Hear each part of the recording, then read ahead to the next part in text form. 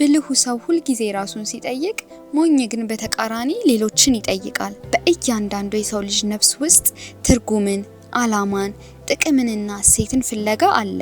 በእርግጥ በቆዳ ቀለም፣ በዘር እንዲሁም በሃይማኖት ብሎም በባህላችን ብንለያይም ዞሮ ዞሮ ግን እያንዳንዱ የሰው ልጅ ለህልውናው መልስ የሚሆነውን ነገር ለማግኘት መታገሉ እውነታ ነው። ቀዳሚው ሁሌም ይቅደም። በህይወት ውስጥ ትልቁ ውድቀት ትክክለኛ ባልሆነ ግዳጅ ሲዋጣል ነው። በህይወት ውስጥ ትልቁ አሳዛኝ ነገር ሞት ሳይሆን አላማ የሌለው ህይወት ነው። የሚቀጥለው በህይወታችን እንደ ስህተት የሚቆጠር ነገር ብቁ ሳይሆኑ ባተሌ መሆን ነው። በዚህ ሀሳባችንን በጥሩ መንገድ ለምናደስበት ቻናል አዲስ ከሆኑ ሰብስክራይብ በማድረግ ቤተሰብ ከሆኑ ደግሞ ላይክ እና ሼር በማድረግ ለሌሎች እንዲያደርሱ እንጠይቃለን። ቅድሚያ የምንሰጣቸውን ነገሮች ማመቻቸት። ማንኛውም በህይወቱ ስኬታማ የሆነው ሰው ሊነግራችሁ እንደሚችለው በህይወት ስኬታማ የሚሆነው ቅድሚያ የምንሰጣቸውን ነገሮች ለይቶ በማወቅ ከዚያም በእነርሱ በመመራት ነው። ቅድሚያ የምንሰጠው ነገር ከሌሎች ይልቅ ዋጋ ያለው መሆን አለበት። ቅድሚያ ነገሮች ባላቸው ተፈላጊነት፣ ጠቀሜታ በሚያስገኙት ውጤት ተለክተው ይሄኛው ከዚህኛው ይቅደም፣ ይሄኛው ይከተል የምንልበት አሰራር ነው። ቅድሚያ ትክክለኛውን ነገር በትክክለኛ ቦታ ትክክለኛ በሆነ መንገድ ማከናወን ነው። ትክክለኛ ቅድሚያ ጊዜና ጉልበትን ከብክነት ያድናል። ተሰጧችንንና ችሎታችንን ዋጋ በሌለው ነገር ላይ እንዳናጠፋ ይከለክልልናል። አላስፈላጊ ውሳኔንም ያስቀርልናል። የትኩረት አቅጣጫ ስለሚኖረን ዲሲፕሊን ያለው ህይወት እንድንመራም ያደርገናል። ህይወታችንም ቀላል እንዲሆን ያደርግልናል። ባተሌ ስለሆነን ብቻ ውጤታማ አያደርገንም። ቅድሚያ የተሰጣቸው የተቀመጡ ነገሮች እንዳንዘናጋ ያደርጉናል። ጠቃሚ በምንላቸው ነገሮች ላይ እንድናተኩርና ጊዜያችንን በአግባብ እንድንጠቀም ያግዘናል። ከቅድሚያ አንጻር ስናወራ በዚህ ምድር 3 አይነት ሰዎች አሉ። የመጀመሪያዎቹ ምንም አይነት ቅድሚያ የሌላቸው ሰዎች ናቸው። ሁለተኛዎቹ ደግሞ የተሳሳተ ቅድሚያ የሰጡ ሰዎች ናቸው። ሶስተኛዎቹ ደግሞ ትክክለኛ ቅድሚያን የሚያውቁ ሰዎች ናቸው። እነዚህን እንመለከታለን። ሀሳባችንን በጥሩ መንገድ ለምናደስበት ቻናል አዲስ ከሆኑ ሰብስክራይብ በማድረግ ቤተሰብ ከሆኑ ደግሞ ላይክ እና ሼር በማድረግ ለሌሎች እንዲያደርሱ እንጠይቃለን።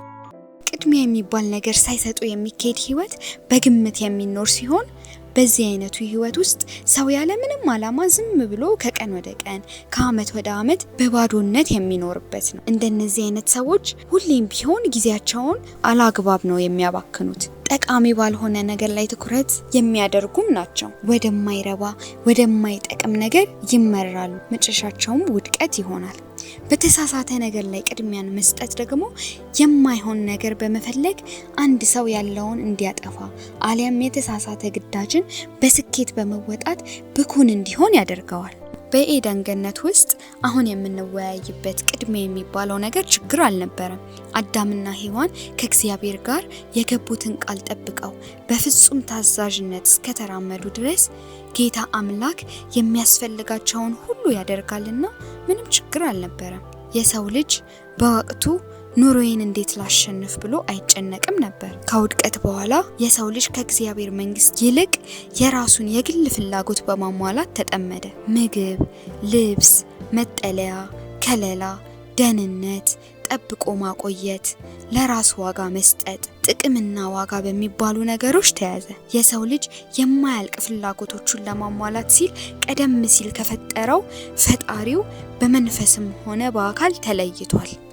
ሰው በኃጢአቱና ባልታዘዝ ባይነቱ ከአምላክ ሲለይ መሰረታዊ ፍላጎቶቹ ላይሟሉ እንደሚችሉ መስጋት ጀመረ።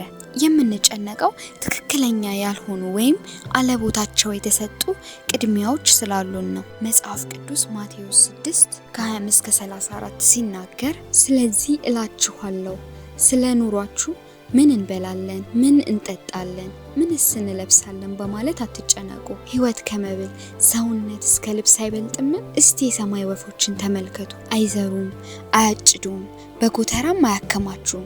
ይሁን እንጂ የሰማዩ አባታቸው ይመግባቸዋል። እናንተ ከነሱ እጅግ አትበልጡምን? ለመሆኑ ከናንተ መካከል ተጨንቆ በእድሜው ላይ አንዲት ሰዓት መጨመር የሚችል አለ? ደግሞስ ስለ ልብስ ለምን ትጨነቃላችሁ?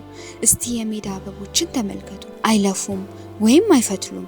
ስለዚህ እላቸዋለሁ ያን ያህል ክብር የነበረው ንጉሥ ሰለሞን እንኳን ከነዚህ አበቦች እንደ አንዲቱ አልለበሰም። እናንተ እምነት የጎደላችሁ እግዚአብሔር ዛሬ ታይቶ በነጋታው እሳት ውስጥ የሚጣለውን የሜዳ ሳር ይህን ያህል ካለበሰ እናንተማ እንዴት አብልጦ ያለብሳችሁም። ስለዚህ ምን እንበላለን፣ ምን እንጠጣለን፣ ምንስ እንለብሳለን ብላችሁ አትጨነቁ። አሕዛብ እነዚህን ነገሮች ሁሉ ለማግኘት ይጨነቃሉና የሰማዩ አባታችሁም እነዚህ ሁሉ ለእናንተ እንደሚያስፈልጋችሁ ያውቃል። ከሁሉ አስቀድማችሁ ግን የእግዚአብሔርን መንግስት ጽድቁንም እሹ፣ እነዚህ ሁሉ ይጨመሩላችኋል። ስለዚህ ለነገ በማሰብ አትጨነቁ፣ የነገ ጭንቀት ለነገ ይደር፣ እያንዳንዱ ዕለት የራሱ የሆነ በቂ ችግር አለውና ይለናል ጌታ ኢየሱስ ክርስቶስ በትምህርቱ። ለዚህ አይደለም መኖር ያለባችሁ ይለናል። እነዚህን አስጨናቂ፣ አምታች፣ ግራ አጋቢ፣ ጉልበትና እልክ አስጨራሽ ቅድሚያዎች ሁሉ ገፎ ይልቅ አንድ ቀላል ቅድሚያ ላይ ብቻ እንድናተኩር አዞናል። ይህም ቅድሚያ የእግዚአብሔር መንግስት ነው። የእግዚአብሔርን መንግስት ቅድሚያ ስንሰጣት በህይወታችን ትልቅ ወይንም አስፈላጊ ብለን ስናሳድዳቸው የነበሩ ነገሮች በተቃራኒው እኛን ያሳድዱናል። የእግዚአብሔር መንግስት ሰፊና ብዙ ቦታ የምትፈልግ በመሆኗ በልባችን ከማንም ጋር ልናጋራት አንችልም። በህይወታችን ትልቁን ቦታ ሊይዝ የሚገባው ነገር ለፈጣሪያችን የምንሰጠው ጊዜና ቦታ ነው። ለዛ ነው ቅዱሱ መጽሐፍ በመጀመሪያ የእግዚአብሔርን መንግስት ጽድቁንም ፈልጉ የሚለን። እስከ መጨረሻ ስለተከታተላችሁን እናመሰግናለን። በቀጣይ የምንሰራቸው አእምሮን የሚያድሱ ጠቃሚ ሀሳቦች እንዲደርሱ ቪዲዮውን ሰብስክራይብ በማድረግ ይሄ ቪዲዮ ሌሎች ጋር እንዲደርስ ደግሞ ላይክ እና ሼር በማድረግ ይተባበሩን።